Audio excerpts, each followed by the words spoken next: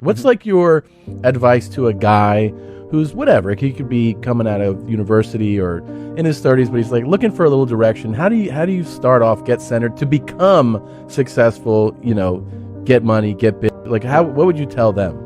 I can answer that question in so many different ways. It's like 10 different answers I can give. But I think truthfully, in the world we're living in now, I use this analogy a lot. Maybe I overuse it, but you need to find a way to some degree to escape the matrix. And I say the matrix because the matrix, the way it is designed. And you're not just talking shit because you've actually done that. I've escaped the matrix. Yeah. I've literally escaped the matrix in nearly every form. So any form of oppression no longer applies to me. I can't be canceled. I can say what I want. My finances are secure. I've escaped the matrix. And when I talk about the matrix, it primarily applies to men because men are the backbone of the slave force. We always have been and always will be. And unfortunately now, if you're a law-abiding man inside the matrix, your future and the life that is laid out for you is nothing but depressing. You're going to go to school, you're going to get in debt, you're going to get a job, you're going to get a wife, divorce is coming, you're going to lose the house eventually, your job's shit, inflation's outpacing your wages, you're going to work, no one's going to appreciate it, now you're old, your life's over. That is the matrix for 99% of men, and you need to find a way to escape it. And I guess I was kind of fortunate from a young age. I always knew that the matrix was coming and that the system is designed to oppress. The people who make the rules do not make the rules for the benefit of us. They make the rules for the benefit of the people who make the rules. And I knew that. And I think every person intrinsically knows that. Like if it's 4 a.m. and you're sitting in a gas station and a Lambo pulls up, you're probably thinking drug dealer or criminal. You're not thinking, oh, he definitely went to school. The system is absolutely broken. It's designed to oppress. And that the majority of people who stick to the rules are going to lose. I don't want to sit here on a podcast that goes out to this many people and encourage anyone to break the law in any form. Of course. But the idea of the law-abiding citizen has been decimated in real time. In the last 3 years ago, you could stand there and proudly say, I'm a law-abiding citizen. The last 2 years, if they have not taught you that being a law-abiding citizen is going to turn you nothing into a fucking experiment for Big Pharma, then you're an idiot. You can no longer obey the law. And I'm not saying you have to break the law, but you need to find a way to do what the elites do, which is bend the law. Yeah. You can no longer sit there and go, I'm just going to follow the rules and it's going to be okay. No, it isn't. And if you're a man, it's your job to find a way to not be sticking to those rules enough to escape the matrix and become free. Because what's actually most crazy about this period of history is that it's actually the easiest time in human history to become rich. And the reason for that is because there's so many people inside the matrix being destroyed. Money has to go somewhere. I've made so much money during COVID, it's absolutely incredible, right? And a whole bunch of people got lucky. I've always been disciplined myself because I've always lived a disciplined life. I lived in a disciplined household. Like there was no such thing as I don't want to. So even now, if I wake up and I don't want to do something, I don't need someone to tell me to do it because I'll do it anyway. I mean, who wants to run a marathon? Nobody. Who wants to do that? You just do it, don't you? Because it's the thing you're going to have to do, and you have to blood, sweat, tears, blah, blah, blah.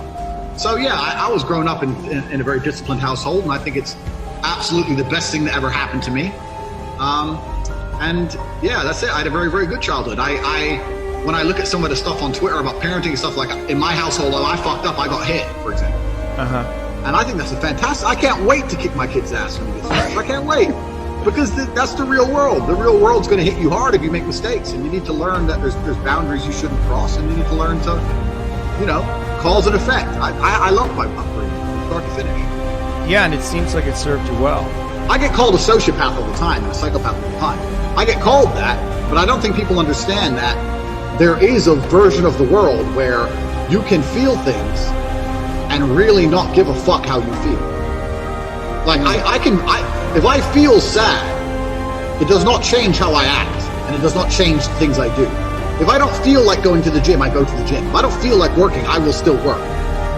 I lived in a world for 15 years where I didn't feel like fighting because my nose was broken, but I had to fight anyway. So a lot of these people come up to me and they say, oh, but I feel this way. I don't put a huge amount of importance on emotions. It's not that I don't feel them. It's that I don't think they have much to do with anything at all. If I wake up in a happy mood and I have a business to run and females to cater for and things to do, if I wake up in a sad mood, I have the same shit to do. I'm going to get it done. So where's the importance of it? People always say, oh, I wish I had something to work on. You could work hard on anything.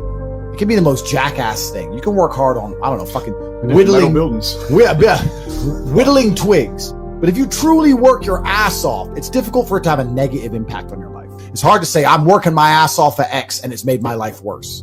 You know, you're not doing anything, and you're asking the question, hoping I'm going to give you some magical answer that's going to allow you to be motivated forever.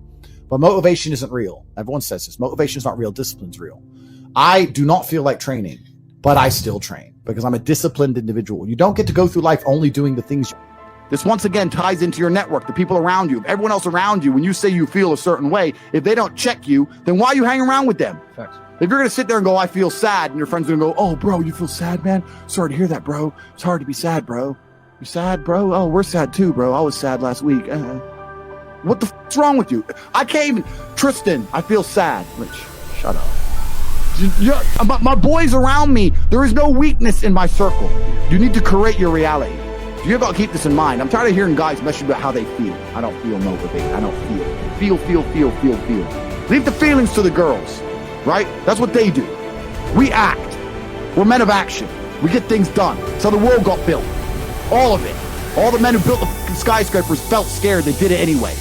You need to become a man of action. Stop worrying about how you feel and start worrying about what you're supposed to be doing.